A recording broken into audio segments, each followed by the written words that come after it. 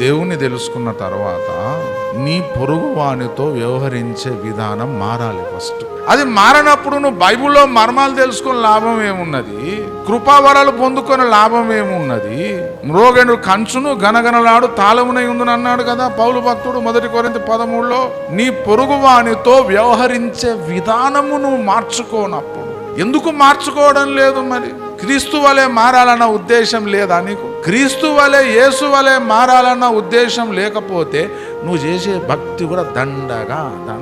ఈ లోక సంబంధమైన ఆస్తుల కోసం, భూముల కోసం, వెండి బంగారం కోసం, పెళ్లిల కోసం, గర్భఫలము కోసం, ఆస్తుల కోసమే భక్తి చేశారంటే నీకన్నా ఎక్కువ అన్ని జనులకు ఉన్నది. యేసు నమ్మినందుకు అందరూ మనల్ని బాధ పెడతా ఉంటారు. బంధువులు, స్నేహితులు, ఇరుగు పొరుగు వాళ్ళందరూ పొడుస్తూనే ఉంటారు మనల్ని. తాగి రోడ్ల మీద తిరిగితే ఎవడేమన్నాడు? బుద్ధిగా యేసుని నమ్ముకుంటే మాత్రం లోకమంతా దుమ్మెత్తిపోస్తుంది మనల్ని. ఎందుక బాధ? మరి ఇరుకు మార్గము కదా.